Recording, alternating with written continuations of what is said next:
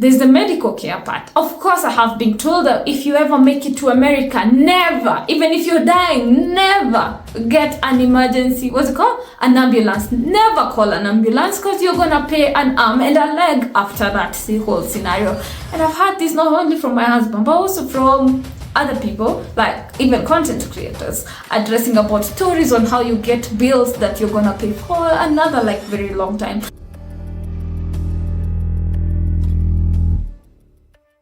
Hi, allow me to introduce myself. My name is Damaris Jenga Queen Desta, but here is Desta React, and today we are reacting on whether I am moving to America or I'm staying in Africa. Well, as you can see, I'm from Kenya. Sometimes I love to say I'm also from Ethiopia, but I also am adventurous in living in different countries, so I'm looking to know what is the next country that I'm gonna live in.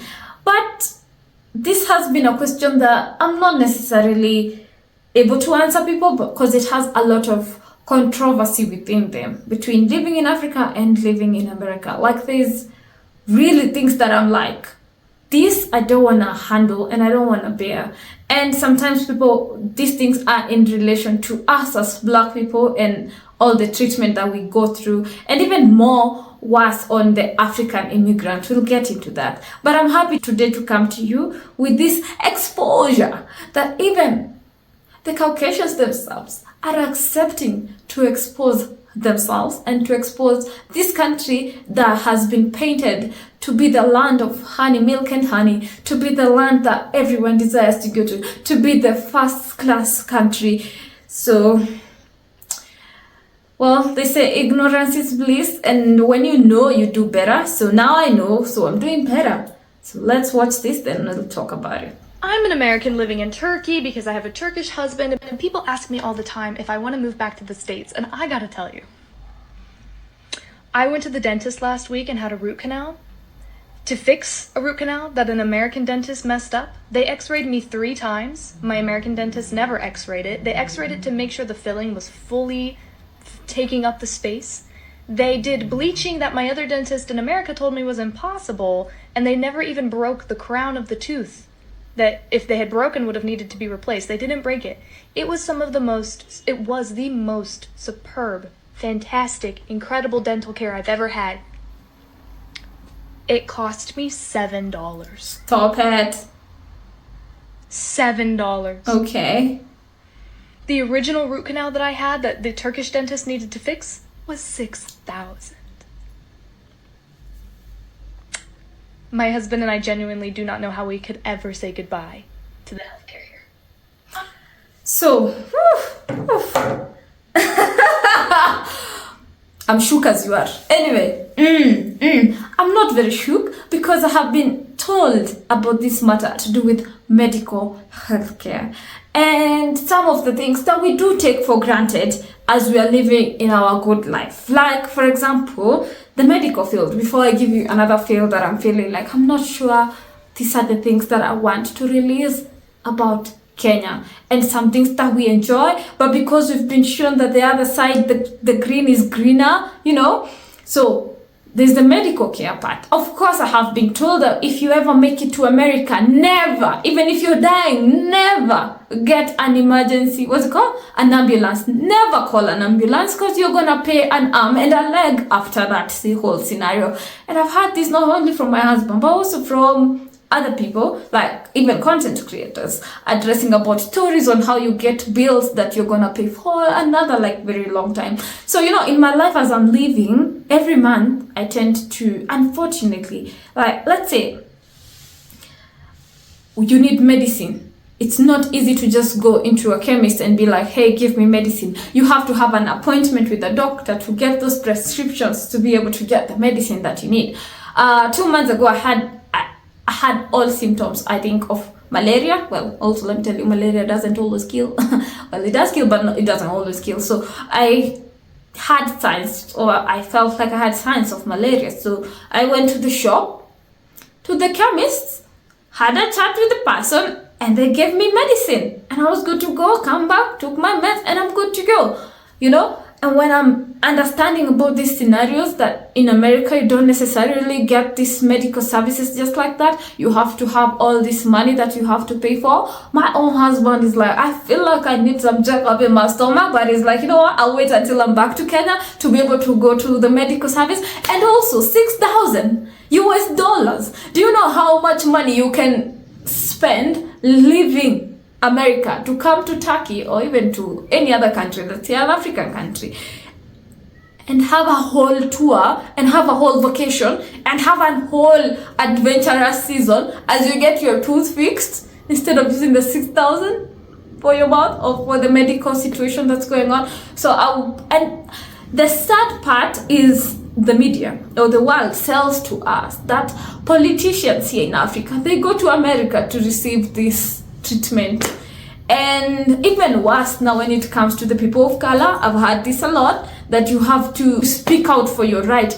I've heard of stories of women that are giving birth in America and how they have to, you know, if it's a black person, the treatment is completely different, and just how the system is not put to favor us black people, which is sad. I really want to go spend time with my husband's family. I really want to go I want to be with him all through. I want to be in America. I want to go to the dream America that has been sold in the media. But unfortunately, that is not the situation on the ground. Let me give you another example. Did you hear how much things like doing your hair or doing your nails, well, things that I'm not necessarily keen to do, but when I need them, I'm easy to access. And it's pretty affordable over here.